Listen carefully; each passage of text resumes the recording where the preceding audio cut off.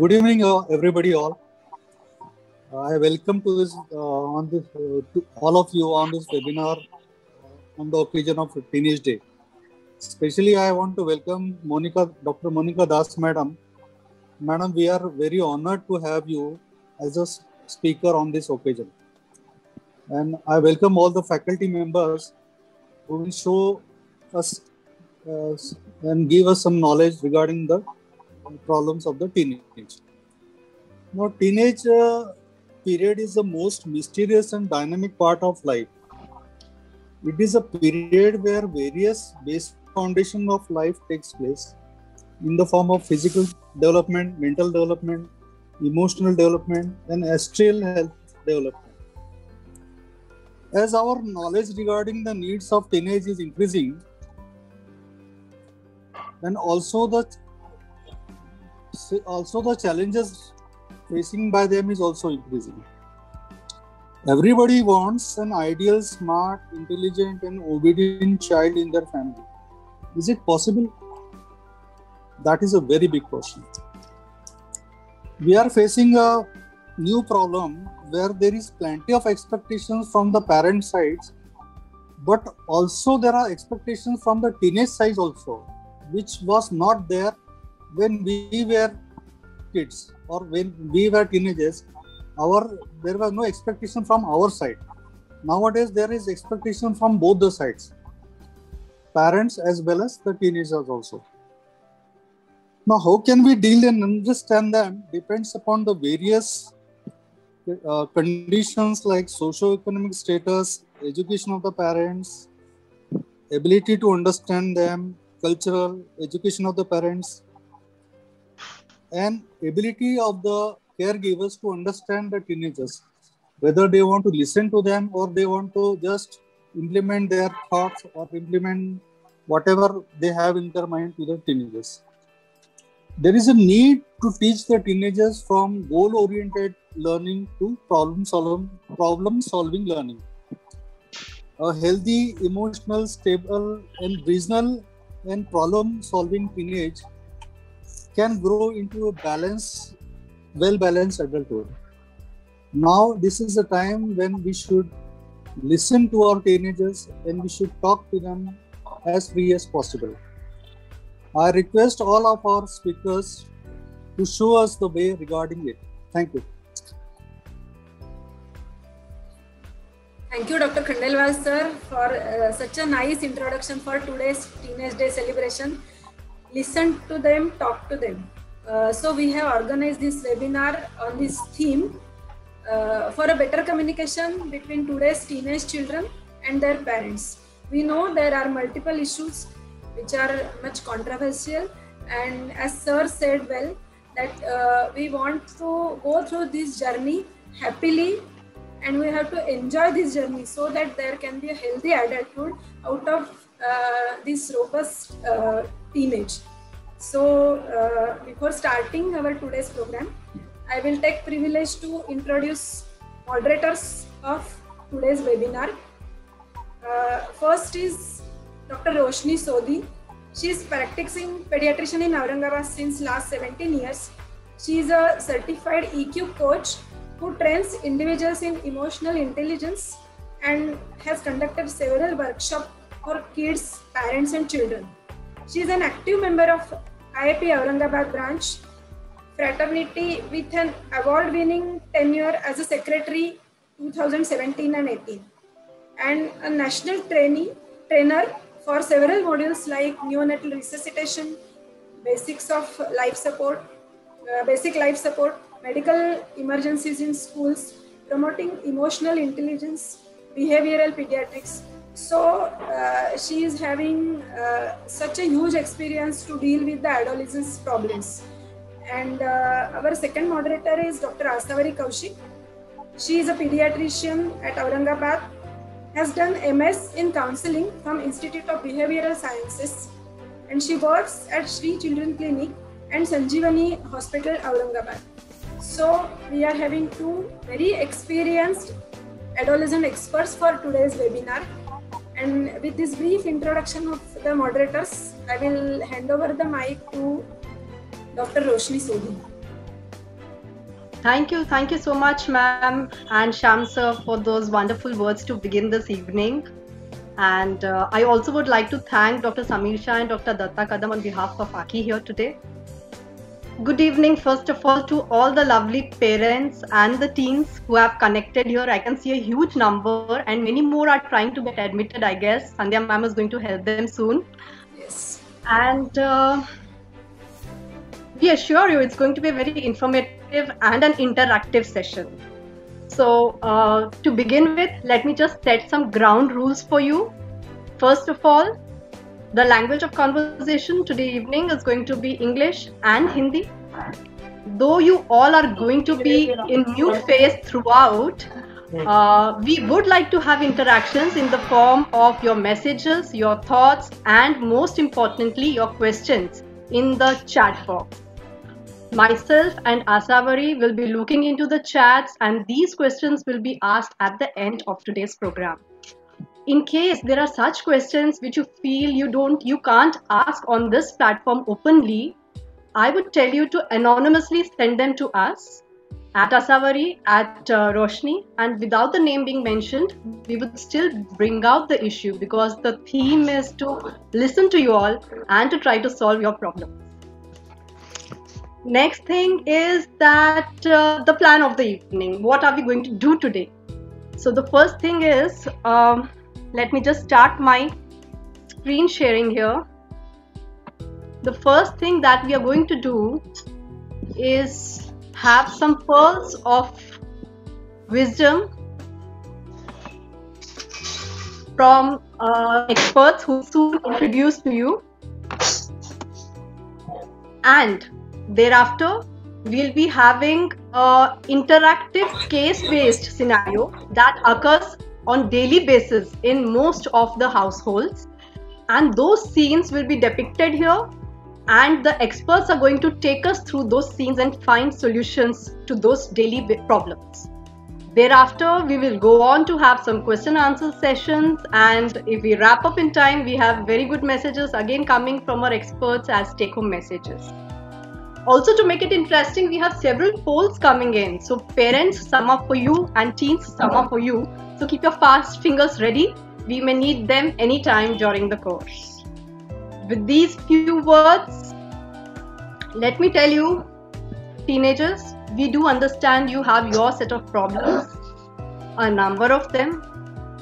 And parents, we do understand you have a lot of concerns, especially about the health and well-being of your child. And it's not easy to parent a 21st century kid. Let's have expert opinion on how to deal with these things. May I request Dr. Asavari to please introduce our first expert for the evening. Interrupting this, but Monica Das ma'am is not able to join because I suppose she is joining in and out. So okay, please look into that. Okay, not an issue. I would request Asavari to introduce our second expert first then. Fine. Right. Good evening, everyone. As Dr. Roshni has just told everybody, our theme for today's session is Let's Talk, Let's Listen. So we have two experts with us today who will enlighten us about this theme.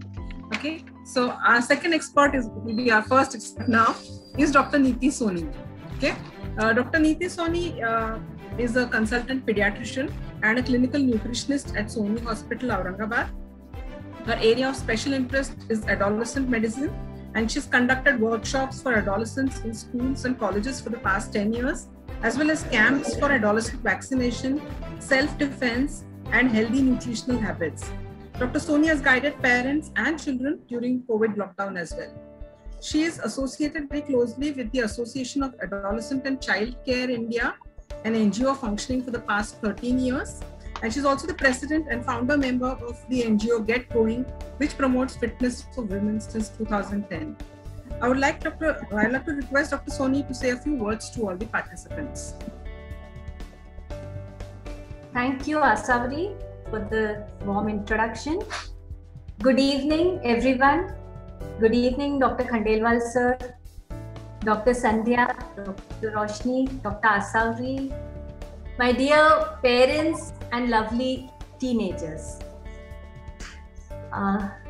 before we start our session, I'd like to just give a little bit introductory remarks from my side so that you'll be able to understand how to have an effective communication between a parent and a child. So, may I have the first slide, please? Teenager is a transition period between the childhood and adulthood. It is that period in the life of an individual when the society no longer views them as a child, but does not give them all the rights, the roles, and the functions of an adult. So as the puberty begins, the height spurt bridges the difference in the size, and the children, they reach the adult height. But psychological maturation takes a little longer to happen. Next slide, please. To develop an effective communication with the teens, parents need to understand the phases of psychological growth and development of the adolescent. These are the three phases: the early adolescence, the mid-adolescence, and the late adolescence. Roughly the age group is mentioned here, but it can be less clear. So the next slide, please. For younger teenagers, their thinking is very superficial. We say a surface thinking. Their thinking is based on what they can see, what they can hear, what they experience. In-depth thinking, where the teenager can understand the concept and apply them to the world.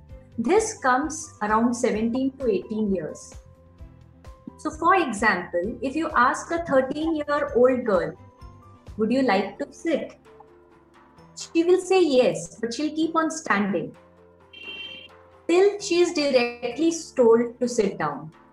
But an older child will understand that this is a request made to actually sit down. Secondly, the needs of early adolescents are very different from the late adolescent. So what you are talking to the children at different age groups vary. So to a 10-year-old child, you'll be talking about the growth and development, the puberty, nutrition, hygiene, etc. But to an 18-year-old, you will be discussing topics like career planning, finance, sexual behaviors. Then you can take up contraception, politics, etc. Do not take the physical age and the age in years as a measure of development of a teenager. In early and the mid-adolescence, the child cannot plan for the future and the future implications. So, what the child does today, his decisions, his actions taken today, he will not be able to understand what its future implications would be like. For example, today he is consuming alcohol or drugs with his friends. He will not be able to really judge what effect it will have later on in his own life. The next slide, please.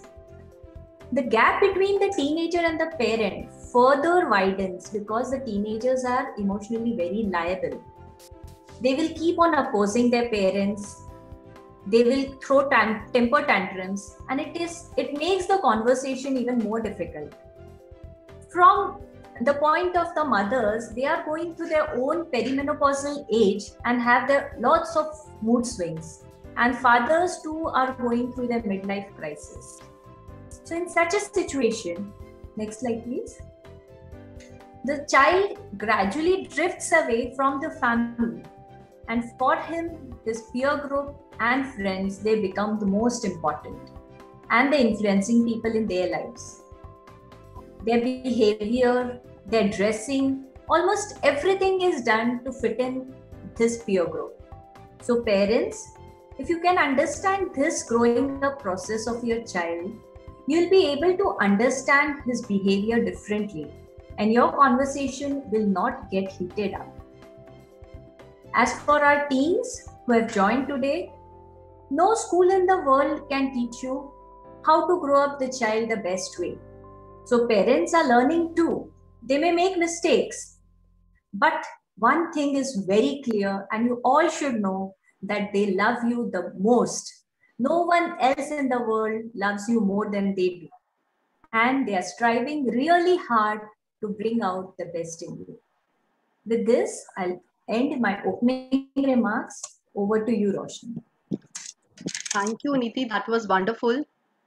And Monica Das ma'am is still... yeah, I was just checking if ma'am is back. Oh, I think the participants 100 is complete, and so maybe there are many more who want to be admitted.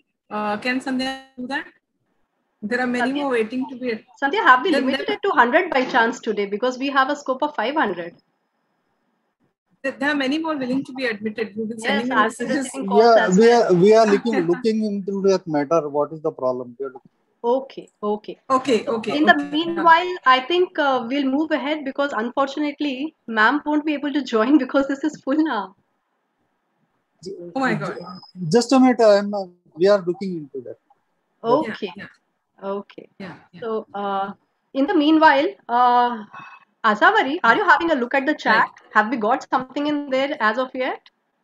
No, not yet. It's only good evenings coming in from everyone right now. Good evenings coming in. Yeah, good evenings coming in right now. Fine. Yeah, ma'am seems to have joined us. Yes, ma'am is here.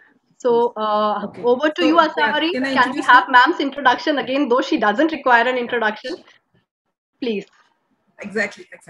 Our panelist for today, expert panelist for today is Dr. Monica Das ma'am, who needs no introduction for a generation of students in Aurangabad.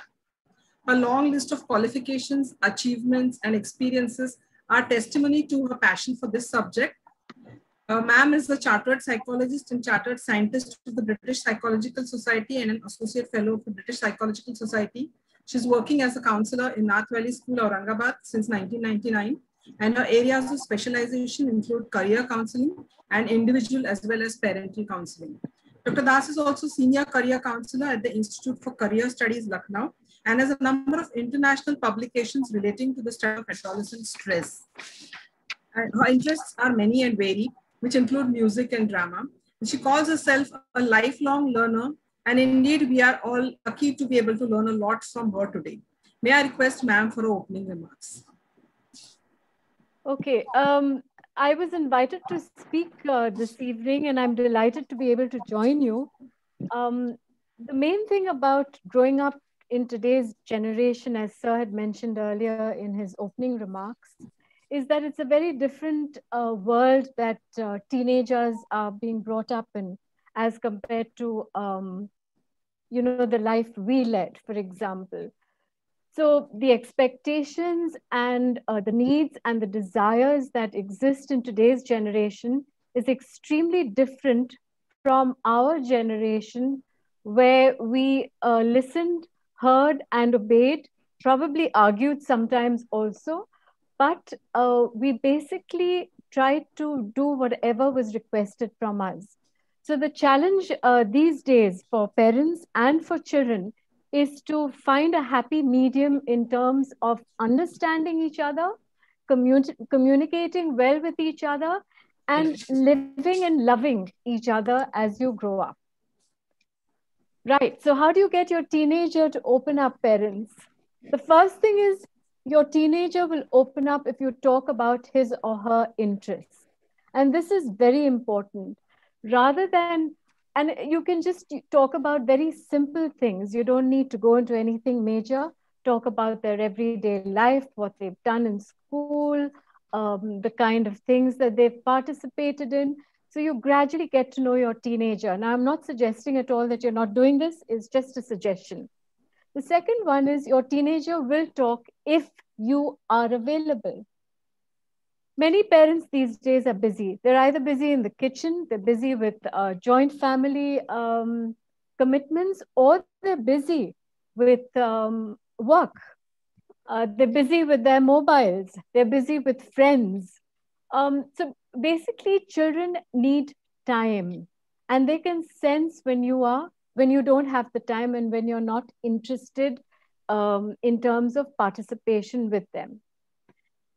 The third point, very important point, is your teenager will talk to you if you are willing to listen to them. If you're going to be busy on a mobile, or if you have half a year and you're doing something else, for example, you're on the computer and you're trying to get an important job done, your teenager is not going to open up. So you really need to focus on them when you're speaking. The fourth one is your teenager will talk if you value or listen to his or her feelings.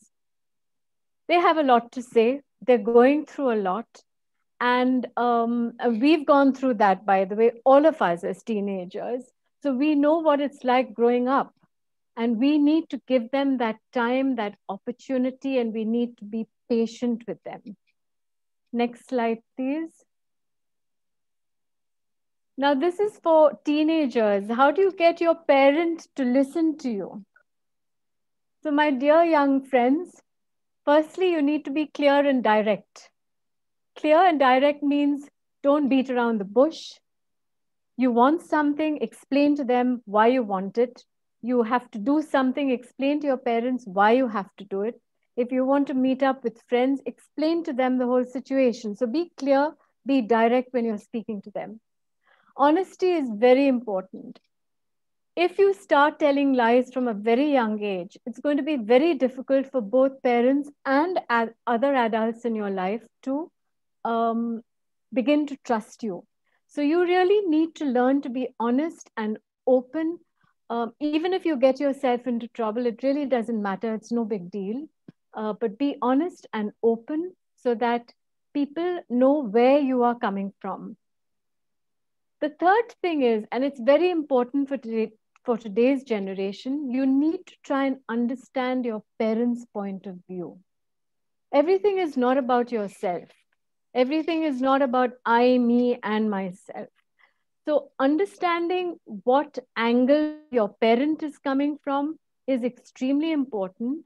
And we will talk about this a little later when we, go through this session. So you'll begin to understand this. The fourth thing is try and not argue. There's no point in getting into an argument. There's no point in, having a fight. You go off into your room, you sulk. There's no communication between you all for a couple of hours, a couple of days. There's no point in getting into this kind of situation. So it's better not to get into an argument if you can manage that. Far better to talk and to communicate. And that's what we're all trying to get through to you this evening. Thank you. Thank you, ma'am, for those wonderful words. I call them pearls of wisdom, coming very much in the beginning of the show. Okay, so there are two issues coming up. We are receiving a lot of messages that people are not able to join. So I request, I really want to know whether we are Facebook Live. At least we can give that option to the audience. Sandhya? So, yeah, people are joining. May I interrupt you all? Yes, sure, ma'am. You can't, nobody can join this particular screen, Zoom. So you really need to open up your Facebook account. Yeah, that's what. The people who are listening here can please convey to their friends. Aurangabad Academy of Pediatrics is Facebook Live, hopefully. And you can see the same program there currently. Okay? Roshni, So, Roshni, now the participants are increasing. They can join. Any number oh, can wow, join. that's now. great. Yes, That's great. Yes. So please convey to your friends. They can walk in now. And we are almost just beginning. They have not missed much. They can all get back to us. Okay. So we move from here to the second part of the evening, which is the actual case scenario discussions. Every day we are having some type of issues that keep on coming up at home between parents and their teens. We call them daily hustle and tussle. Before we go on to the first scene, I would like to have the first poll. So this poll is for our teens.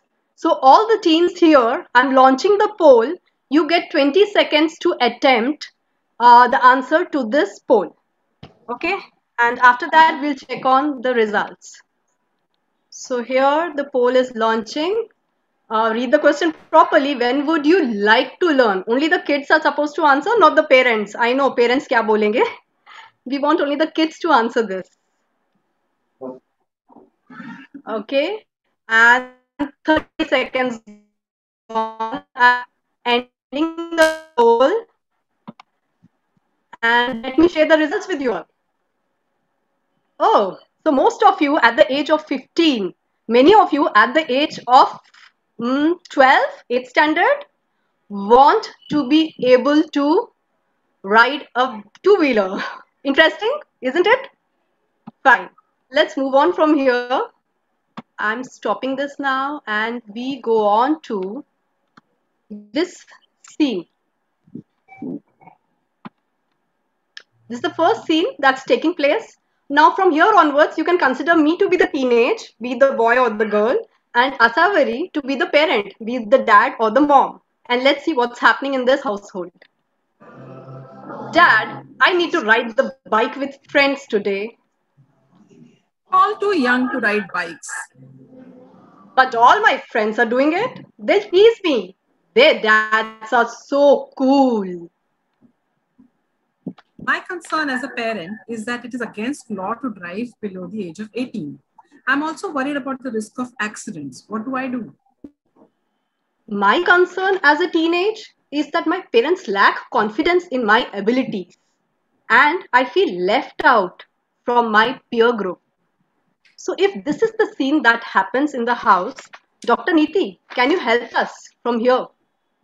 Okay. Yes, I would surely like to know Om's age, but from the poll, I think all of them are under 16. Right? So Okay. if you are an under 16, you are permissible to drive a 50cc non-geared two-wheeler like an Activa or a scooty, but not a geared bike. Okay. And that too, if you have a license and if you are ready to wear a helmet.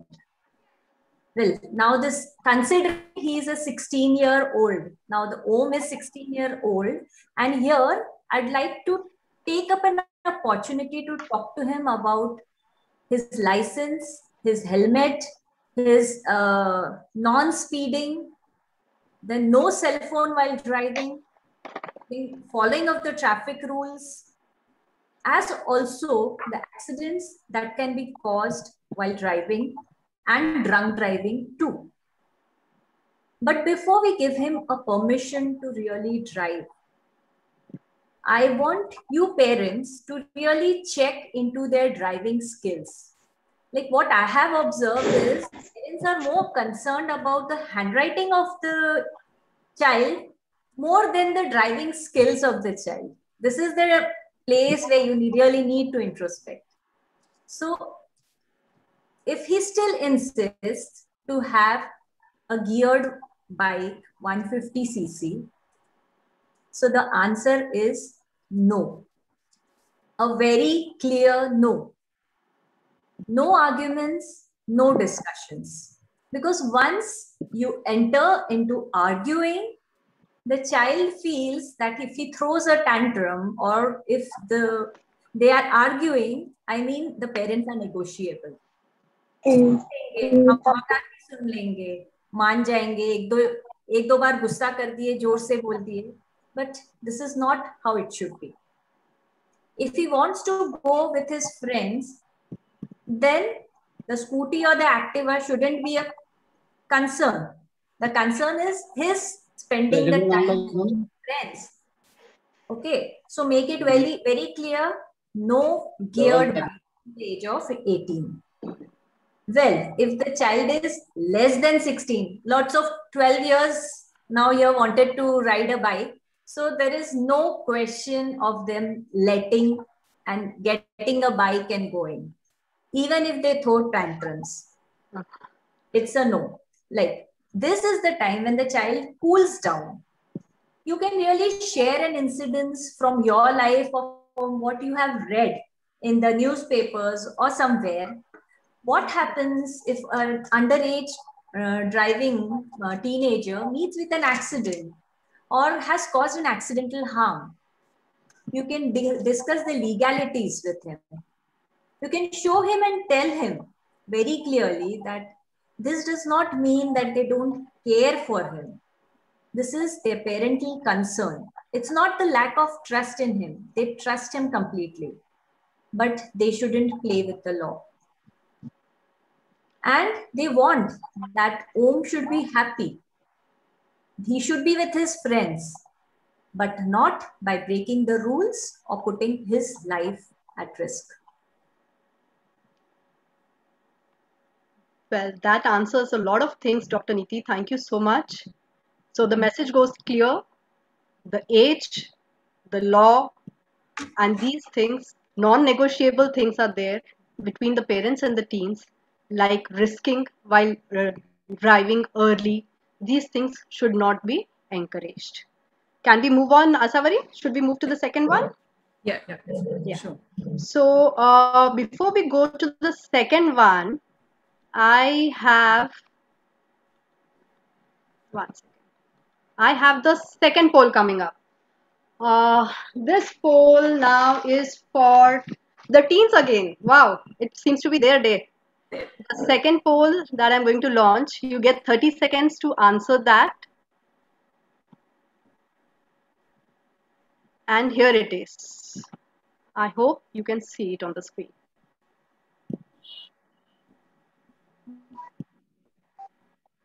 Think of your friends in your mind and then decide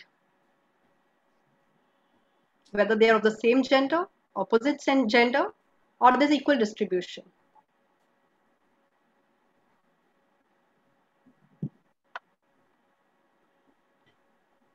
Fast fingers, 68, 70. Yes, it's moving fast. So 30 seconds, I think, stop here with 70 people having participated. And I'm sure you want to see the results. Here are the results. So most of the friends, 51% are the same gender. Interesting. 11% are opposite gender and equal distribution in 39%.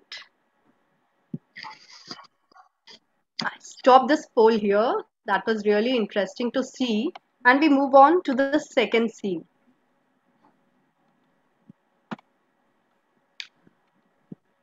Okay, we are planning a movie from our class.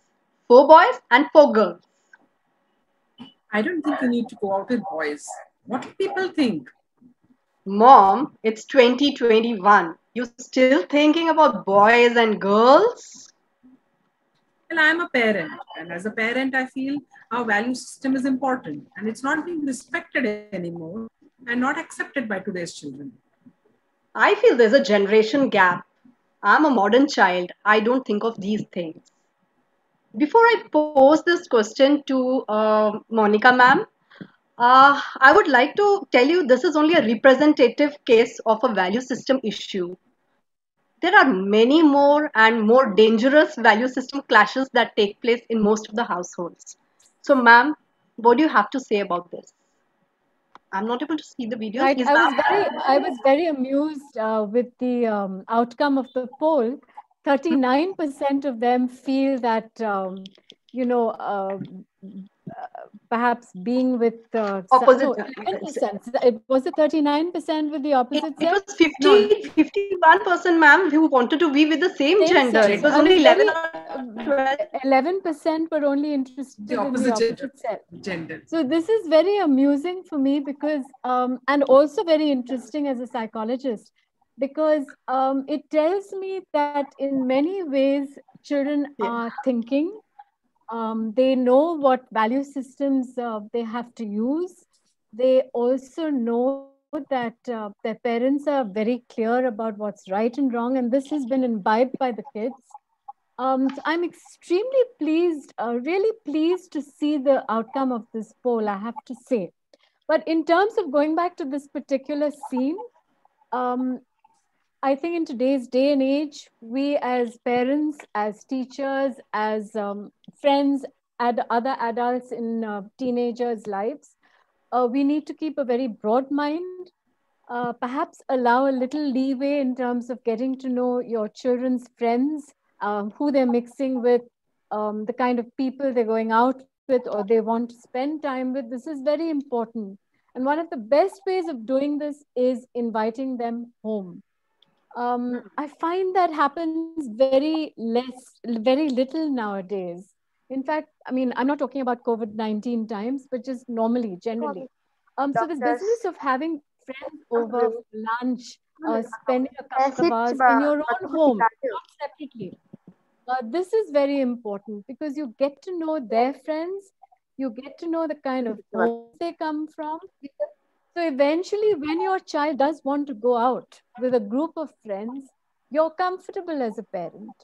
So you know there needs, and I'm really have to go back to what I said at the beginning. I'm extremely pleased with the response from the youngsters, and we as adults need to be very open-minded on this whole thing, as long as everything is being done within reason. And you know what I mean by that. Thank you. Thank you, ma'am. Those last words of yours, I think, will answer most of the queries about value system, as long as it is in the limits.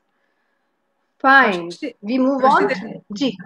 yeah, Roshni, this thing, I don't know, today's poll, maybe the teens who are participating also have their parents on the viewing this. I so hope maybe, they're on different devices. so maybe. Just hoping that they have their privacy and their freedom here as well. Okay. And another thing I would like to tell everybody is if you have any questions, please post them on chat so that we take these questions up after the session gets over. Fine. Please put them on chat. To me, So now that the scene is set, I think we will speed it up because we have very interesting cases that are coming up and we really don't want to miss on any one of them. So as you know, now is the time for the third poll. And my thing moves really slow. Yeah. So the third poll is for the parents. Finally, we have something for them now. Parents, please be ready.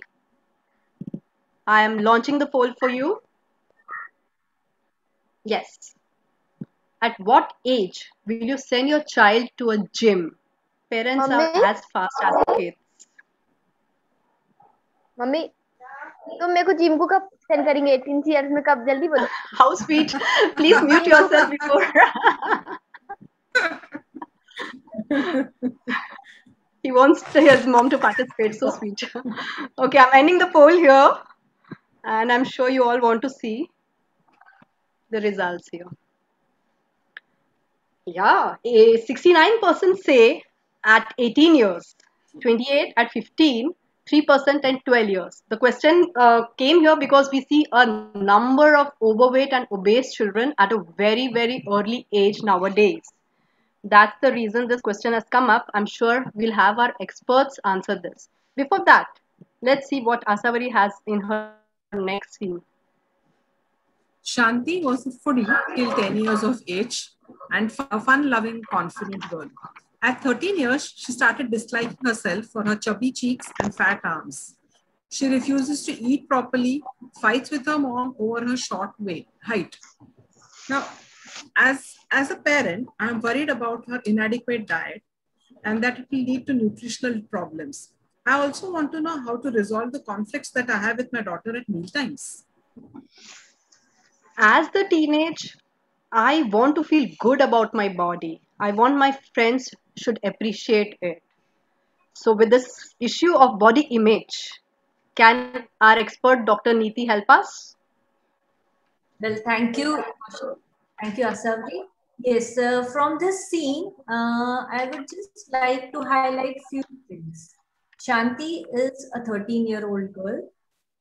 Once happy and a fun-loving child, has now become cranky and keeps on fighting. The third thing is, once a food lover, now refuses to eat food properly. And she is not happy the way she looks. I have summed up the scene in front of you all. And from this observation, and through your communication, parents, I think you all should fight out whether Shanti has withdrawn from her friends. Is she mixing up with them the way she was? Or has the poor body image really reflected on her mixing with the friends too? Second, the things that she used to like to do earlier, are those activities still enjoyable for her, or she has stopped doing those activities? The third thing is, for her looks, for her ways or the chubby chicks, or for whatever the weight she thinks is more, is she into compulsive exercising or frequent diet fads? The fourth thing is, are her cycles, the menstrual cycles, her periods regular? And the fifth thing is, have you seen her vomiting frequently? Okay. Yeah, Asavi, if these are the concerns, if any of these are the concerns of a parent, then I think we are dealing with a eating disorder. So by the name, there are many eating disorders, but the common one is anorexia nervosa, which is where this girl Shanti is fitting in. Anorexia nervosa, in a general term, means the child severely restricts the intake of food. And by doing this, she feels that her body image will improve. When we observe such a situation, there is a need for the parent to take the adolescent to an adolescent consultant or a nutritionist or a psychiatrist who will be able to guide you. But if the experts say that it's not an eating disorder, it's just age related, then also the mother and the parents, they should really make Shanti understand that by doing all these things, she's just harming herself. By not eating well, she'll not put on her height because the growth and development needs a proper nutrition. So she needs to eat really well. There is a second aspect, which is an emotional element, that because of emotional disturbances also, the child doesn't eat well. So the mother needs to see what are the things that are really disturbing Shanti and try to sort it out. Then regular exercise and sleep habits are very, very crucial in the growth and development of a child. So the parents need to be careful about that too. There is one thing, the size 0. Mm-hmm. Our teenagers keep on idolizing the models that they see, Anushka Sharma and so many more, with that size 0 figure. And they want to be like them. But let me tell you that most of these models have got eating disorders. You go and find out, you will find so many of these actors, these models are facing psychiatric problems and are on psychiatric treatment. So please don't look up to them. The 0 figure is not the Indian standard, and stop going after that.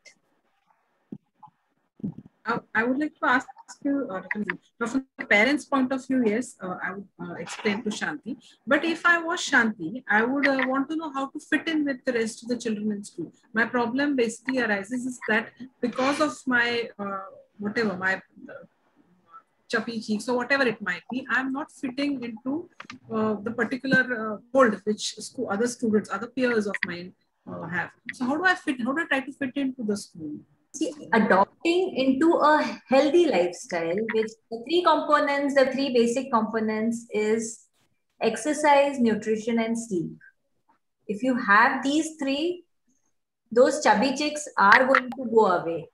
Second thing, they may be hereditary, like the color of the eyes. Maybe there is a structure of the body that everyone owns, and part of it is definitely heredity related. For example, a tall mother will be tall parents will have tall children averagely. So you can't blame the mother if the mother is an average height mother, the girl Shanti can't blame her mother for that. And the poor nutrition is again going to decrease the possibility of her reaching optimum height also.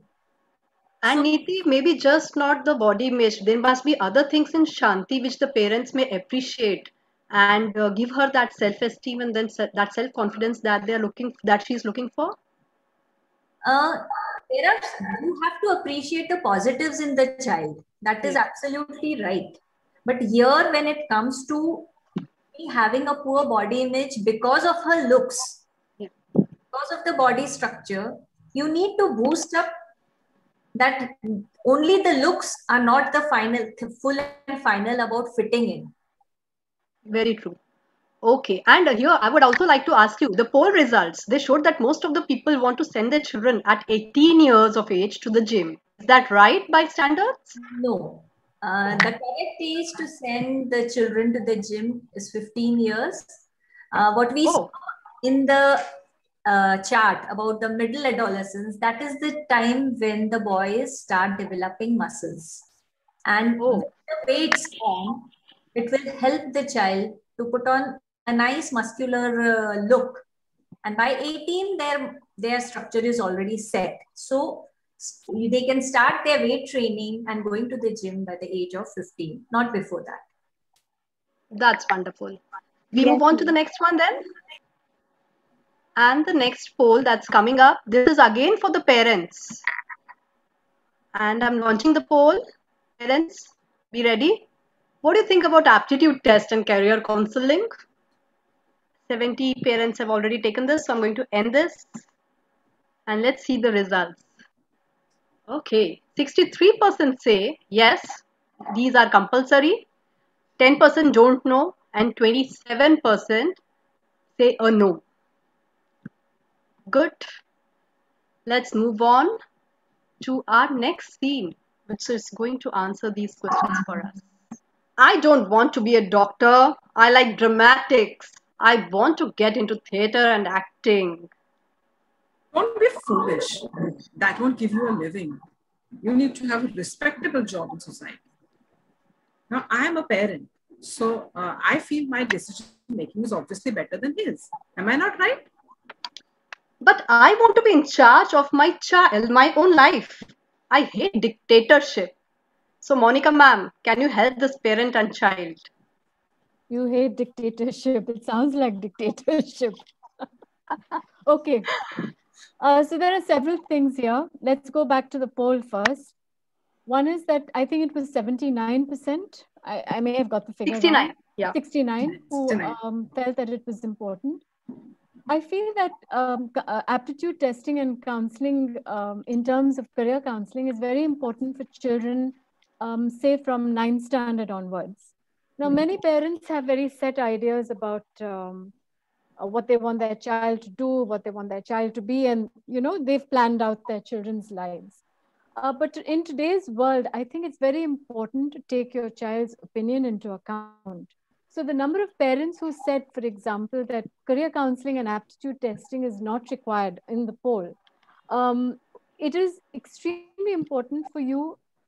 If your child is going to be an engineer, for example, or is going to be a doctor, or is going to be XYZ thing, it's important for you as a parent to know what your child's talents are, what your child's aptitude is. The problem that I've seen with a lot of our kids is that they've already got very pre-decided notions about what they want to do, and that's fine. But I keep persuading them that aptitude testing is very important because it's not necessary that everybody who wants to become a doctor is going to be a good doctor. And everybody who wants to become an engineer is going to be a good engineer. So, for example, I'm just taking these two case scenarios, for example. If you look at the kind of personality requirements for a person who wants to become an engineer and somebody who wants to become a doctor, the basic fact is that one is dealing with machines, the other one is dealing with human beings. So when we have children in class 11 and 12 who tell me that, for example, I want to do PCMB, physics, chemistry, maths, and biology, and I will decide in class 12 whether I want to become a doctor or an engineer, that's a big no-no. And this is a very clear message that I want to send out to parents, that what fits one does not fit the other. Somebody sent a message, ma'am, please tell us. Tell us what? Can somebody do that? Ma'am, there have been 2-3 messages actually before regarding the same topic as to how should we convey to parents that we want to follow our passion. Right. So in terms of conveying to your parents, it's a very difficult job, but it goes back to sitting down and communicating to them what your basic needs are. Now, for example, if you go to the scene where this person, Om, wants to do theater and acting, let me tell you, unless you're a really good actor, and when I mean good, you go into acting. Otherwise, you take this up as a hobby. This is something you can, a wish that you can fulfill side by side with something else. Remember that there is no point in being a mediocre pianist, a mediocre actor, a mediocre this, that, and the other. At the end of the day, you have to learn to be good at the job that you want to get into or the career aspiration that you have. So keeping your hobbies along with your career is very important. If you're a fantastic actor and at a later age, when you are able to maybe make that decision for yourself without having to consult your parents, by all means, give it a shot. I know 2 people, for example, one who was a doctor, but went into producing movies much later in life. I know somebody else who's a historian who went into music and is a singer, professional singer on stage. So these are things you can fulfill later in life. The point I'm trying to make is, in today's world, because of the competitive environment that we all live in, and particularly you youngsters, you'll need to take up professions which will keep you happy, give you a good life, and see where you are able to give back to society. This is very important. And alongside that, you keep up with your hobbies and things like that. And then later in life, see what you can do with it. Thank you. Wonderful, ma'am. I think that would clear the doubt of many people who, consider that, yes, childhood interests and passions should be the ones that are followed. They are not wrong. But if you have something in hand, like a test, which tells that, yes, you have the capability and the aptitude to do that, that would definitely be a way to move forward. And for the ones who are confused, again, you may get some answers through these tests. May I just add a PS to this whole thing? Sure. Yes. Everything in life today is not, it's all about money in everybody's minds, or most people's minds, let's put it that way. But life is not about money. It's not about just making money solely. You have to be satisfied with what you're doing. You have to be happy with what you're doing. You have to feel fulfilled with what you're doing. So money should not be the sole aim. I'm going to become a doctor because I'm going to earn X amount of money. That should not be your aim. So this is something you really need to keep in mind, youngsters, when you all are going into a career. So for example, becoming a teacher, becoming a professional in any other field, don't just look at the money angle. Look at what you are going to gain by giving back to society finally. And the money flows in automatically. Let me tell you that. Believe me. Thank you. Thank you, ma'am. Thank you. Here we have now the next poll coming up, and this one is for the teens. I think we'll be able to take 2 to 3 more scenes. I end this poll here because 60 of them have attempted it already. Oh, 70. Okay. And this was about checking which one is having the least calories. And people feel a pack of Lay's has the least calories compared to burger, samosa, and vada pav. Let me see what our expert has to say about this. And that will be after this next scene that's coming up. Mom, you gave me paratha again in tiffin. My friends get yummy stuff like pizza and burgers. You had pizza just last week. Nutritious food. I am a mother, and my question as a parent is, how frequently can junk food be given? And how do I get her to follow these rules that we have? As a teen, I feel यार junk क्या होता है? कुछ नहीं होता है, tasty है, we should all enjoy life and eat what is tasty. Dr. Neeti. Yeah. So I'll thank the moderators for giving this question to me, because the nutritionist in me is getting excited to answer it. So the poll results are 100% right. A pack of Lay's that has around 115 to 117 calories, compared to a burger from McDonald's, which has somewhere around 317 calories. Okay, so our kids are absolutely on bang on mark, that they know what is junk. But do you all really know, as parents, that there is a difference between junk food and the fast food? So junk food is any one of that food which is high in calorie, salt, or it just like, for example, say candy or maybe ice creams or soft drinks. They have no nutritional value or very low nutritional value. As compared to fast foods are those foods which are prepared and served fast. They may or may not be junk. For example, if we take the salads, they can be prepared really fast. They are very low in calories and very high in the nutritional values, as compared to meat, which is very high in protein. But if it is made in saturated fats, then it becomes a junk food. So now our child in the scene was complaining about not getting a pizza. So pizza can be made healthy. It all depends on what are the ingredients you are putting in to make it, and what are the toppings you are using. So you can really make that pizza healthy. There are so many healthy options that you can give to your child, and they do look like a fast food or junk food to the child, but they are really healthy options. This question asked was, how frequently can we give junk food to the children? So anything more than once in a week is unhealthy. So one junk food, it is not one whole meal of junk food, it is just one junk food per week is in the permissible limit.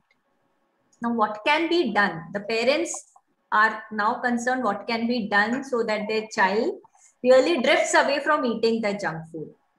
The first and the basic is, take your child with you on a Sunday or a free day, make a weekly plan of what you're going to give in the tiffin. The second thing is, you can take the child to the grocery store, make him read the labels, the ingredient labels, the nutritional values in it. At that very time, you can really teach the child that what is healthy, what is unhealthy, what are trans fats, what are complex sugars, what are simple sugars, what are the diseases occurring because of junking, like obesity, diabetes, hypertension, heart attacks, etc. You can teach all those things. The third thing is, you can even tell your child that I'm giving you a very high protein food, and you actually do give them a high protein food. It will serve two purposes. The children, they are obsessed by the word protein. The protein word make them feel that yes, they are with their teens and that's the in thing. So they will be happy to accept it. Second thing, your work is done. The child doesn't feel hungry when he's having a good protein food. So a high protein food,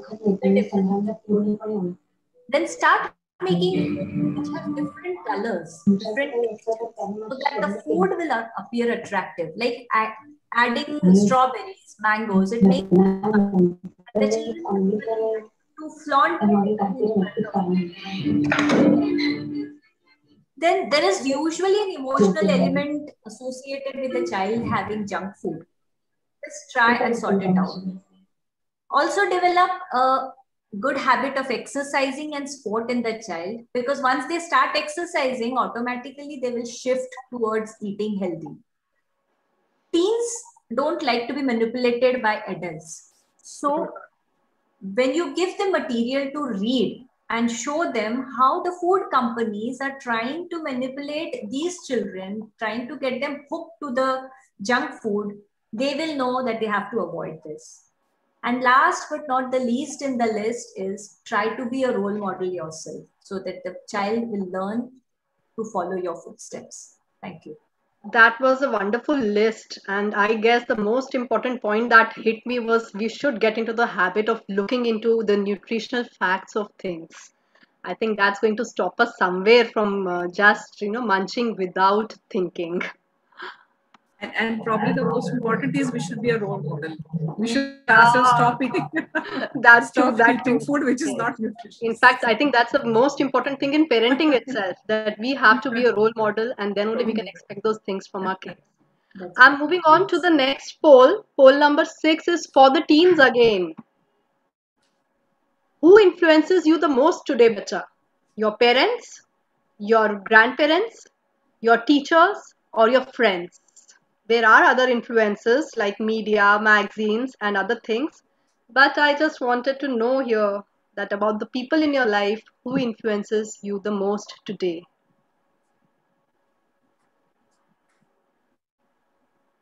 And 30 seconds pass by, so I'll have to stop this poll here.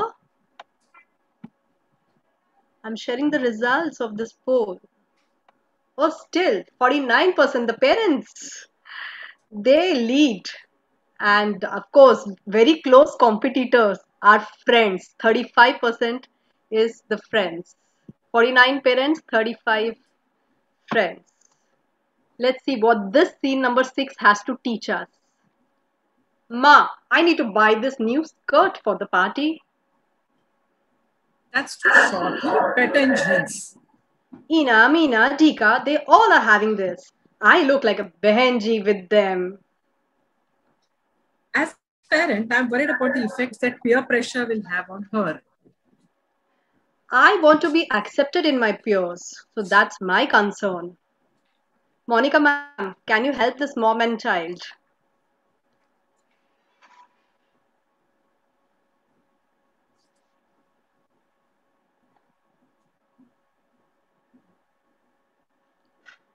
Is ma'am around or? Ma'am, you're not audible, ma'am. Sorry. Sorry. So class 8, 9, and 10, most children most children listen to what their peer group has to say to them. Most children follow what their peer group does. Most children copy their peer group. So you will find that around class 8, 9, when your child is in that, there's a lot of strife happening at home. Quite a lot of arguments in terms of, what one should wear, what one should eat, how I look, etc., etc. So I think at this age, it's best to leave your child, provided what they're dressing in is not unacceptable. So when I talk about something being unacceptable and acceptable, I think all parents know what they want and what they want their child to be in. And children, fortunately or unfortunately, you live at home, you are still young, you still have your parents and your grandparents and other members of the family to contend with. So it's very important to take advice from them. Listen to what they're saying, hear what they're saying to you, because they have experienced something and they're trying to give you a very strong message so that you don't land in trouble. So when your mom says, look, wear a pair of jeans, I don't think you'd look like a behenji, let me tell you. You'd look great in a pair of jeans, okay? Whether you're slightly plump, thin, it doesn't really matter, you would look great. Wearing a skirt, figure out with your mother why she doesn't want you to wear a skirt, for example. Or why does she not want you to wear XYZ thing? A lot of children wear spaghetti tops and things like that. So find out from your mother why she doesn't want you to wear that. And come again, this is all about conversation. Come to a happy medium. Remember, your parents have the experience. You may think they're old-fashioned at this point of time. You may think that they have no idea about, how you should be looking and living life, but they do have. They have you in mind. They want the best for you. So when they're telling you something, listen to what they're saying. may not realize this right now, but 30 years down the line, believe you me, you will understand exactly what your mother or your father was trying to tell you. Going back to the scene, don't get into an argument. It's very important not to get into an argument. Communicate, figure out, find a happy medium, follow what is being said, and parents also listen to what your children are trying to tell you. If they have a reason why they may want to wear a skirt, for example, but it's not a short skirt, okay? I don't see the harm in wearing it. But if it's something very skimpy and short and you're protesting about it as a parent, children, listen to what your parents have to say. They have the best in mind for you. Thank you. Thank you, ma'am. Thank you, ma'am. I think the message again goes, it's all about talking and conveying each other's feelings. And that's going to sort out a number of issues that are going to be there. Move on to poll number 7, which is for our parents. Launching the poll for you. How many hours can a teenager view media in a day? Now, this is during the normal times, not the COVID times that we're talking about, because the number changes now. Media, I think, is the most important opposition that a parent has as regards to his teenage in today's world. Well, 80% have already participated, so I'm ending this poll. Oh, the results. Only 1 hour feel 65% of parents. We are talking about teens, only 1 hour. And 27% say 3 hours. That's interesting. Let's move on to the scene before we get the actual number from our experts. All my friends have a smartphone except me.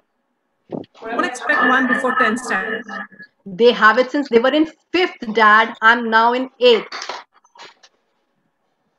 I can't be a part of any WhatsApp group. No important messages. I feel like a duffer.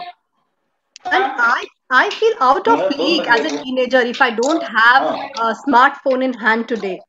And don't my parents trust me? I'm not going to do anything wrong on the media. Dr. Neeti, can you help them out? Yes, thank you. I request 1 minute before Can you Neeti. please? Yes. Can you please? Others can please mute themselves. There's a lot of disturbance that's coming in. Thank you. So, we have 2 questions in front of us. First is, when do I give a smartphone to my child? And second is the effect, social media and its effects. So coming to the first question is like, around the world, averagely it has been found that the age of 12 years, the child has been given a cell phone. This is the world statistic. But frankly speaking, I think we have exposed our children to cell phones much, much earlier. We have seen lots of toddlers having cell phones in their hands, the mothers giving them the cell phones with one of the nursery rhyme or something playing on the social media itself. And they have been exposed to social media as young as toddlers. So this is when it comes to giving the cell phone to a child, I think we shouldn't fuss over it. What we need to really look into is whether the child is really mature to handle the cell phone. We have to understand that kids communicate digitally more than face-to-face. And that's their actual conversation with the others, the friends in the group. So around the age of 8 standard, we can really give if the child is responsible enough.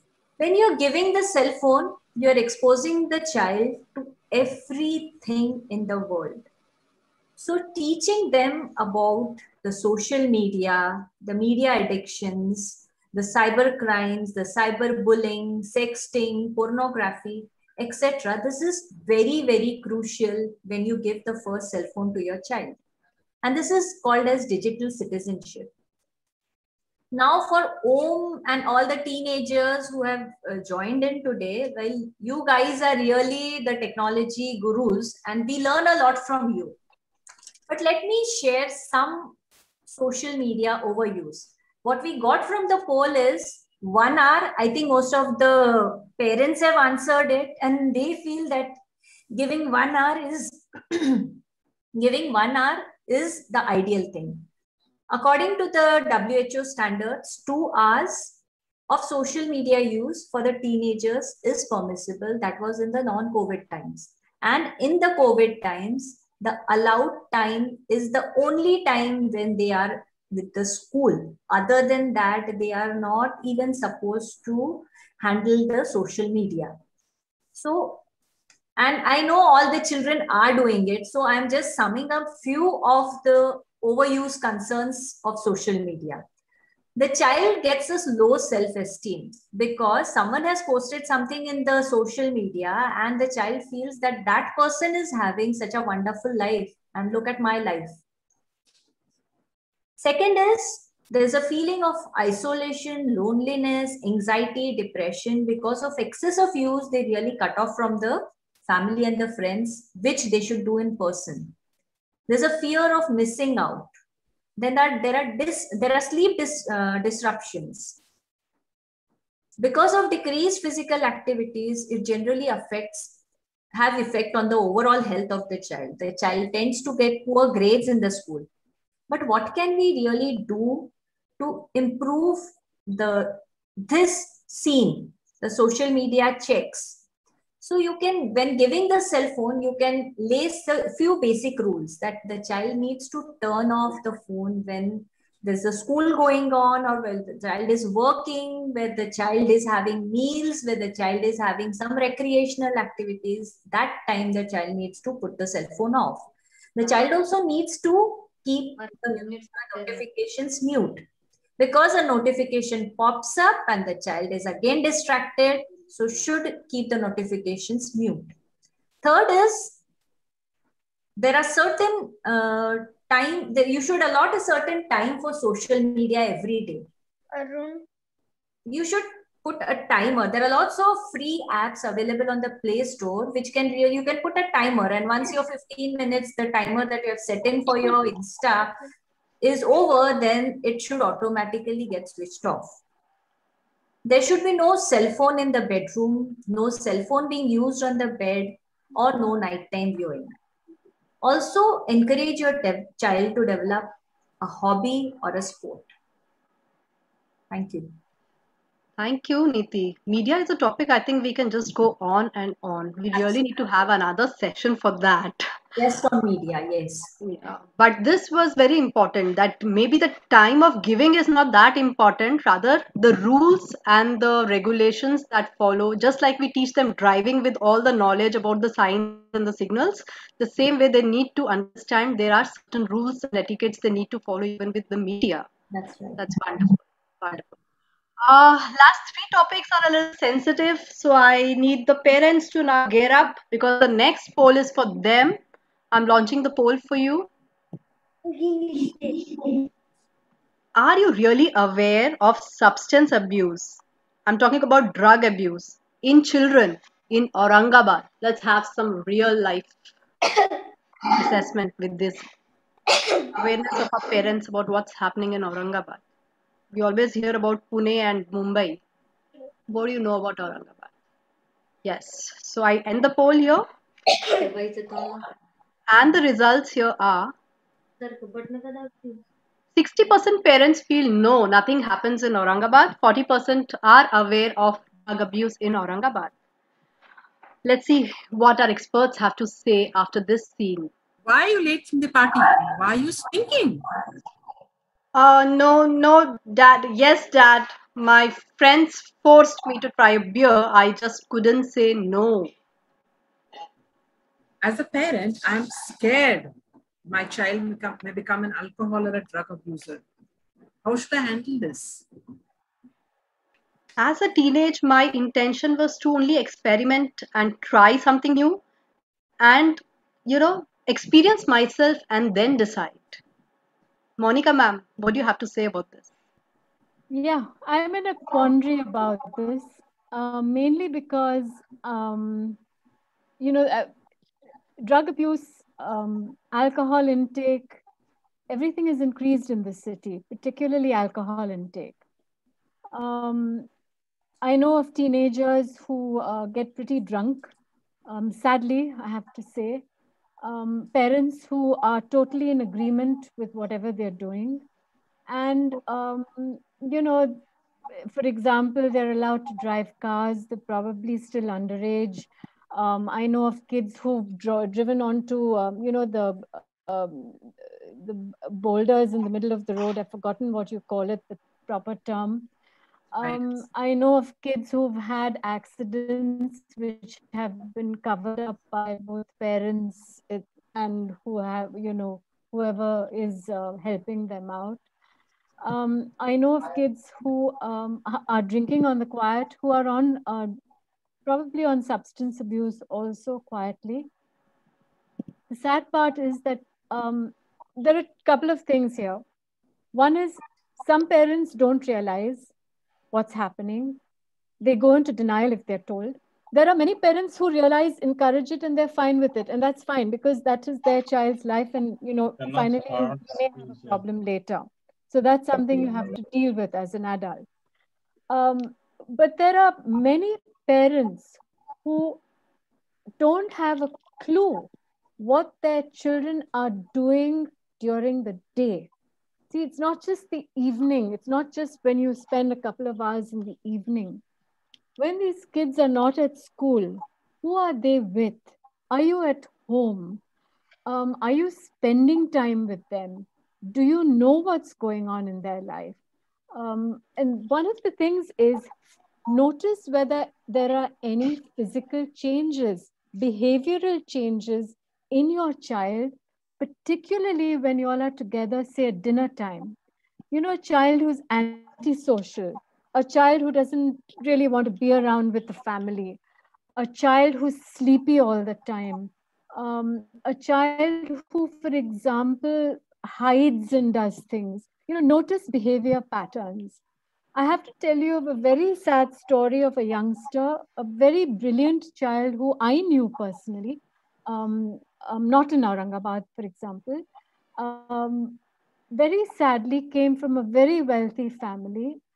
And unfortunately, parents were both busy. Nobody had any idea what was going on. So at about the age of 14, they suddenly realized that this child was behaving oddly.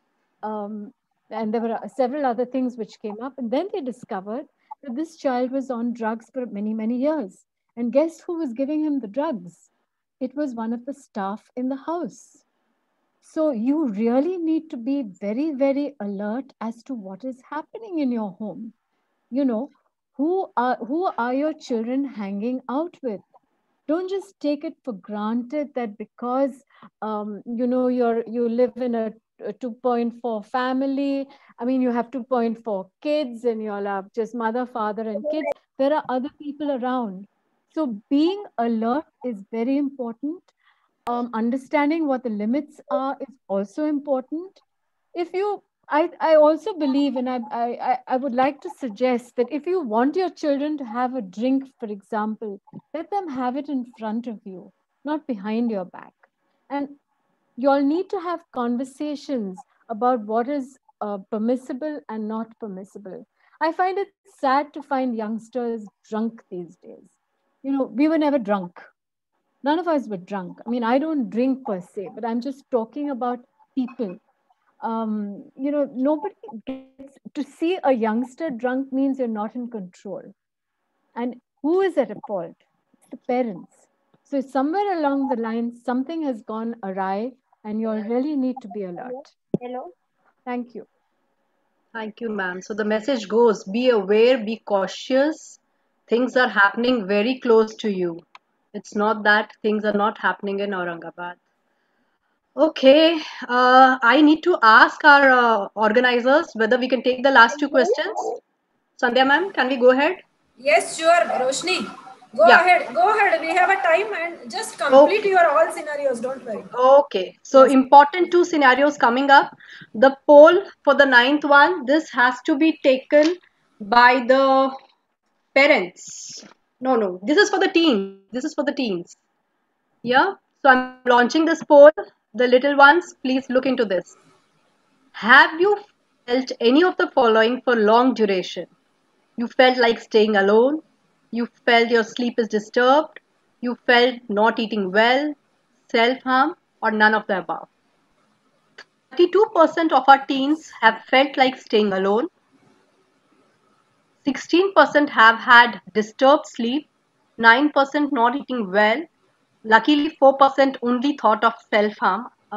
I shouldn't say luckily for the 4% who did so. And 39% never felt any one of the above. Fine. We move on to this scene number 9. Please leave me alone. Don't keep knocking at my door. Come out and play with everyone. What's wrong with you? I want to stay alone. Give my games away to them and give my guitar too. Come on, at least have your lunch. I'm not hungry. Now, I'm a parent of a teenager and I'm worried about this behavior. I want to know, as a parent, are these age-appropriate mood changes or are these symptoms of depression? As a teenage, I'm not able to understand what's happening to me. Dr. Neeti, can you help us? Yeah, first of all, I'd like to thank Dr. Sandhya for allowing us to take this very, very important scene. And we have even seen it from the poll that only 39% of them do not have or have less stressing symptoms which have affected them because of their stress. So this loneliness, the topic that we are taking today, is very important. And the name given to this today's webinar, Talk to Them and Listen to Them, holds completely true. Because till now we have, from the parents' point of view, we have heard mostly talk to them. But this scene basically requires a very patient, unconditional, unprejudiced listening from the parents. Listening without advising. Teens, as such, they have very tough time sharing their views, their opinions, and mainly their feelings with the parents. And especially if this has not been done for a while. In the present scene, the parent should actually take an initiation and just go and talk to Om and say, Om, you're not looking well to me. Is there something which is troubling you? Is there something which is bothering you? Do you really want to come and share something with me? I'm really concerned about it. And I promise you that I'll listen to you patiently. Depending on Om's mood, Om may refuse to bring up the conversation. But you can try this again. From Om's point of view, I can also say he can also start the conversation, though it will be a bit difficult for him, but he can go up and talk to his parents and say, Mom, I'm not feeling good. I need to talk to you. I have been feeling a little low since quite some time, and I want your patient listening. If this is also difficult, you can actually write a note to your parents saying that I need to talk to you. There are episodes when the parents catch you crying. That's okay. You can initiate a discussion even while you are crying. And you can really tell them this, you're not feeling well. If you are in an argument with a parent, that time also you can initiate. You can say that I'm really sorry, but it hasn't been a good time for me since quite some time. I need to talk to you and I really need your help. Once this initial ice is broken, most of the times it is easy to go ahead with the conversation. At times it might be tough because the teens may not find the right words in which they can put their feelings. But once the conversation is initiated, then it can be taken further. From the scene that we have seen right now, this is a clear scene that the child is lonely, he is going through a depressed phase, and he needs to be shown to a psychiatrist, a therapist, a counselor. I take this opportunity to put forth in front of the parents and the teenagers few findings which we see of depression. And I'll tell you, we are seeing depressed children everywhere. Teenage is an age where we are seeing lots and lots of patients of depression. So few aspects that we see in depression is these children, they have intermittent crying spells. They have sleep disturbances. Either they'll be sleeping too much or too less. They'll be eating too much or too less. The way they are dressing, their looks, their hygiene, their hairstyle, everything is affected. They have a feeling of guilt, a feeling of hopelessness, worthlessness. The menstrual cycles may become irregular. They will have attention problems. They cannot concentrate on their work. And as 4%, I'm really sorry to see that 4%, and I wish we can help the 4% children who have said they have self-harm feelings. Please talk to your parents. Even if the parents know that their child is having this problem and they are already taking some guidance, still they need to communicate with these children with kindness. They should remind them often that yes, we love them a lot. You should show their appreciation to them, show your affection to them, comment on their positives, however small it might be, like just getting up half an hour earlier, or just doing a little bit of exercise, or just having a good food today. All these small things need to be appreciated. And before I end this seeing from my side, I would just like to put one thing very clear in front of everyone. Going to psychiatrist is not a taboo.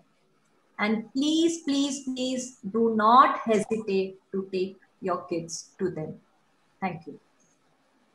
Very important message. Depression is on a rise, and parents and teens, please note there is treatment for it and everything can just go back to normal. So important. We move on to the last one, and this one is for the parents. Please take this poll. What do you think? Who should give sexuality education to your kids? The teachers, health professionals, friends, internet, parents themselves? Another sensitive issue, and I end the poll here. Parents feel 57% of them feel they should do it themselves. I'm pleased to hear that. And 28% consider health professionals to be the right choice. 14% thinks teachers should do it. Friends maybe 1%, but none of them say it's internet. But I don't know the fact whether actually this is happening. Okay. I hope you all could see these results. These are the poll results. We move on to our last scene for the day. Thank you everyone for patiently staying here. What are you hiding on that mobile? What site did you just close? Nothing. Don't tell lies.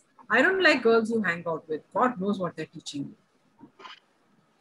I don't want my child to see wrong websites, and I also don't want to have misconceptions about sexuality. What should I do? I wonder as a teenage, whom should I ask my doubts? I find internet to be very private and safe source to know a lot of information. Monica ma'am, am I right? Definitely not. Definitely not the internet. It's just too full of information, if you ask me.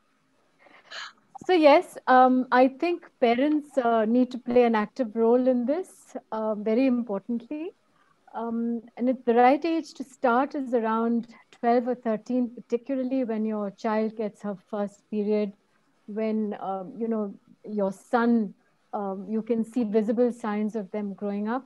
You don't need to go into a whole lot of details right in the beginning, but definitely you need to start at about 11, 12, 13, depending on the maturity of a particular individual child for that matter. In terms of information, as a parent, it is your responsibility to give them enough of information at the right time. So this is very important. It opens up avenues in terms of being able to speak to you openly and discuss things, if they have anything in mind. It also opens up avenues in terms of a bonding factor between parent and child. So you're not just talking about very superficial things, but there's a lot more going on, just a lot more going on. In terms of understanding, as a parent, you need to figure out how much your child can understand or is able to absorb on this particular subject. And, take it from there. Now, I think it's important also for schools to be responsible in terms of informing children. Many biology teachers are involved because of the subject itself, where they do, at younger grades, they explain certain things to children during a biology class. But for example, I have always found it much better to call in a health professional. They know how to handle the whole thing. B, they're much more informative. So they give the right amount of information to youngsters at a particular age. And I always call them in class 9, for example. Call them in class 9 because I think it's a very vulnerable age. You know a lot, but you still don't know whether everything is correct.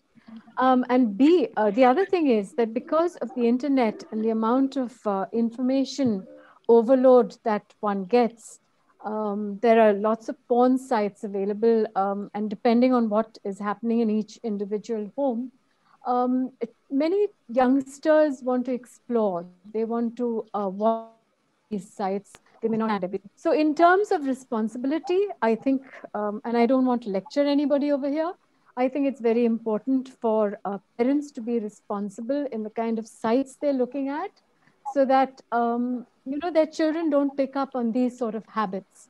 Remember that there's no point in telling your child, don't do this, don't do that, when you're doing it yourself, because they're not going to listen to you. So you need to act responsibly in order for them to be, accept what you're saying. So in terms of going back to the original question, in terms of information, I think parents and definitely health professionals in school both play a role in terms of information. And children may feel shy, it doesn't matter, but this is a responsibility in these days because you need to stay safe also. Thank you. Yeah. And ma'am, the next question that comes is, when should they start talking about all this? As I said, around the time when you think, depending on the maturity level of the child, I think around 11, 12, start the first period. Or for example, around the time when a young girl is, going to get her first period. So you start discussing a few things at that time, and then you take it stage by stage. See, children are not going to be able to handle everything, all the information. I remember, for example, I'm just being very frank right now. I remember when I was in class 8, and I'm talking about years and years ago, we had no concept of all this. Let me tell you, youngsters, we had absolutely no idea, about sexuality or anything. So it's all the responsibility of parents as to what age they feel their child is mature enough to handle this. And in terms of, what's happening physically to a child. Thank you. Have I answered this question? Yes, ma'am. Dr. Soni, you want to add something to this? That was thorough, ma'am, actually. You have answered it in a very nice way and elaborate way. I don't think we need to add anything more to this. And I'm so thankful we could complete our 10 scenes because we had designed them in such a way that all the sensitive issues and all the important issues with the messages from the experts should have reached the parents and the teens, both on the same platform. So thank you, experts, for taking us through this. And Asavari, can we have some questions and answers that are there in the chat from the parents and teens? Yeah. There are a number of questions on the chat. a lot of them, as we expect, are pertaining to the career choices that children want to make. And a lot of teenagers feel it's really difficult to convince your parents about your passion, and they should be allowed to follow their passion. That is a very common question, which ma'am, of course, has explained how one should this thing. If there's anything else you can add to that, ma'am, but how should children be able to convince their parents that happiness lies in their passion? I'm always very happy to meet child and parent and help you all come to a common conclusion to the best kind of answer for your child, because it's important for your child to be happy finally. So if there's an impasse, the parents should seek advice from a career counselor so that will help sort out the differences between the two. Another question which is there regarding the loneliness and depression aspect was, there are children who say that we try to talk to parents, they just, they don't really listen. They just give their point of view, and it just becomes an argument. That is what they're saying. Also, they say because it's a taboo subject, if those children who have thought of suicide or had suicidal thoughts, it's a common taboo that if someone is suicidal or does some self-harm, then others see them as weird. So they don't want to be seen as weird, and hence may not open up. That is what some children have said. So how do you ask those children to talk to someone else? So what do they do, Dr. Neeti? I can tell you that I have got, after this loneliness, I have got so many questions in the personal chat regarding loneliness, depression, and even the suicidal tendencies, the suicidal notes.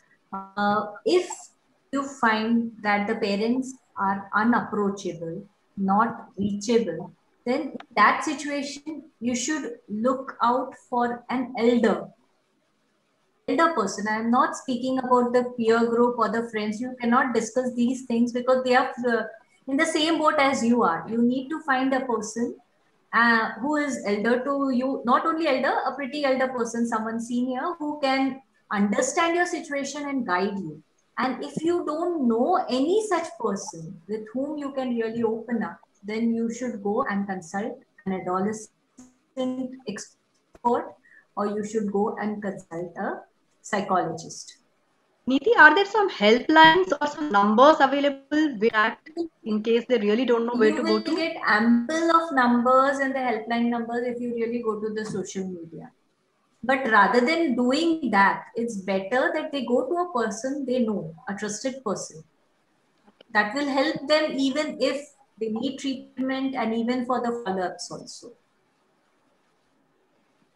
Another doubt for Dr. Neeti is, someone has asked, what are the protein-rich foods that we can give children? Which foods are rich in protein? Protein-rich food in the vegetarian section is like milk and milk products. Curd, cheese, they're all rich in proteins. Soya bean is a rich source of protein. Dals, the pulses, they are all rich sources of proteins. So they can have these. And if a non-vegetarian thing, then the meat is a good source. Chicken is a good source. You can opt for this. Egg is supposed to be the best. It is labeled as the first class protein because most of the proteins which are present in the egg are the essential proteins. I think the other questions which are there have all been tackled during the slides. Could I just? I can see some more interesting things in the chat. Someone is saying that it's a taboo that someone is suicidal and does self-harm.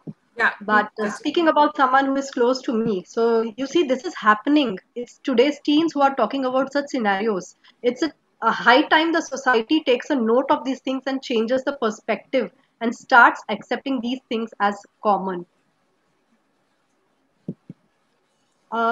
Is that with the question and answers? Actually, there are a number of them that I can see here. Which time could permit us to talk? Could I just add something, please? Yes, please, ma'am. Please, ma'am. Parents, I think it's very important, when children are speaking, when your child is speaking to you, don't hijack the conversation. Don't go into this, when I was young, I was doing this, or so-and-so's child is, no comparisons. don't hijack a conversation, because children are smart, understand what they're saying, and they know when you're not listening and you don't understand. So don't hijack a conversation. And for all our youngsters who are here, this is a very important thing. If you act respectfully to your parents, it demonstrates maturity in you. And then they begin to trust you and they begin to listen to you. So behaving in a more mature manner is far better for you rather than this constant battle which may be happening in the homestead. So I think it's time to conclude now. Can we have some take-home messages from our experts who have been doing a lot of talking, but we are not going to leave them without having some point-wise messages again from at the end, which can be of practical use. Neeti, are you around? Yes. I'm around, but I can only see the following slides are taken from the past. So in terms of handling your teenagers, Dr. Neeti, are you taking? So very important thing is listen to what your kids are telling you and what their friends are telling you. Validate their feelings, make them feel important, make them feel that you've heard them, understand what they're saying, show trust. Don't just, are you sure you know what you're saying? Do you really feel that I should be trusting what you're saying? Show that element of trust. Do not be a dictator. I know parents are not dictators, but there may be some who are. Give praise when praise is due, and this is important. Don't keep praising your child all the time. So what happens is they grow into adults finally, and they need a pat on the back every so often. Otherwise, they're not able to function. So please don't get into that role mode. But what you do need to do is to give them praise where praise is due, so that they know that they've done something good. And when we talk about praise, we're not talking about, oh, I'll buy you a laptop if you get 95%. I'm not talking about that kind of praise. I'm not talking about that kind of sharing. Okay, praise which is genuine, which comes from the heart, that is what is important.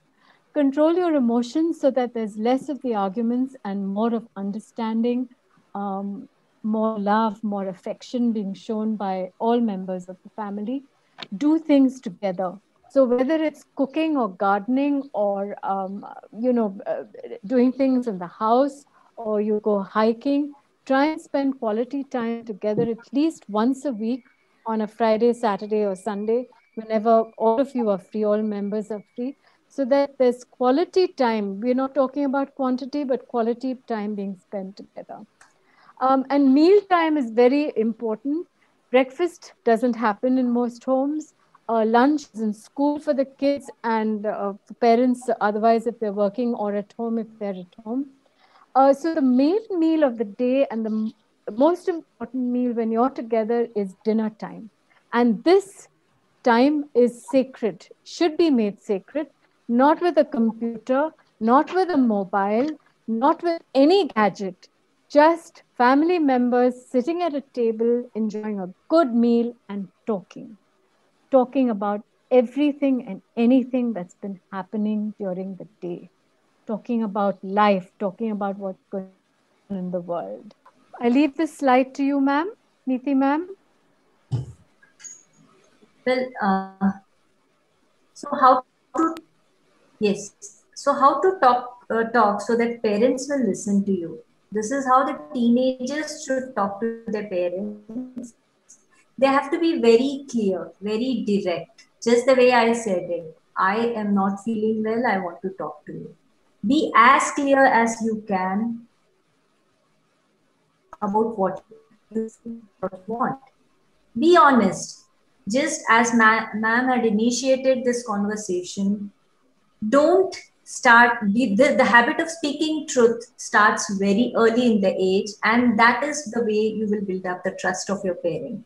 And if you are always honest, your parent are most likely to believe you, whatever you're saying. Try to understand their point of view and try not to argue or weigh. Talk about everyday stuff like what I did today, what happened in the school, what happened with the friends. That does not mean that you're sharing your secrets. Your secrets, you can keep it with what the friends. But whatever is happening in your day-to-day life, you can share with your parents. Find something trivial to chat about every single day. It's never too late. You can start today. Thank you. Thank you very much. Thank you so much. Yes. On one side of this tug of war, we have youngsters with new ideas and different values. At the other end, our parents struggling with the amount of independence they should give. I'm sure with all the tips and guidance we have received from our experts today evening, we'll communicate effectively and end this tug of war. After all, happiness lies in our hands. I'd like to thank Dr. Somi and Dr. Das for giving us this valuable time and wonderful advice to all of us, to all the participants. I'd like to Dr. Sandhya to conclude this session. And from my point of view, I would just like to tell you thank you, our experts, for helping sort out the problems. And she had noticed the names of the kids were Om and Shanti, because at the end of the day, we want Om Shanti Shanti in every house. Yes, thank you so much. Yes. Thank you so much, all the speakers, both the speakers and our own moderators. It was a wonderful discussion, really. It was just stuck to our theme, listen to them and talk to them. It's a need of time to think over all these hot issues. May it be so delicate, so harsh to understand, like we discussed on the drug abuse issue, maybe depression, maybe sexuality. All these are very difficult to discuss issues, and we need such a good social platforms. We need to have such communications again and again. And I think the last sentence what Monica madam told us, it is very important. Listen to them, talk to them. Listening becomes important or becomes meaningful when we listen with the intention of understanding. If the parents listen with the intention of back answer, then it is not the listening. And from kids part or for children's side, if they listen to the parents with the intention of back argument, then it is not the listening. So parents should not hijack and children should not go on only arguing. I think this can be a good conclusion to make on this teenage day. I'm again very, very thankful to both the speakers, Neeti and Monica madam, and I would like to congratulate Roshni and Asawari for a wonderful moderation they have done. It's a big audience, and I'm very happy that we have organized and it has went to a full success. Thanks for joining us, and thanks again on behalf of Aurangabad Academy of Pediatrics. We will be meeting on such platforms again and again. Thank you so much. Thank you, Das madam. Thank you for your Thank you, sir. enlightenment. Thank you very much.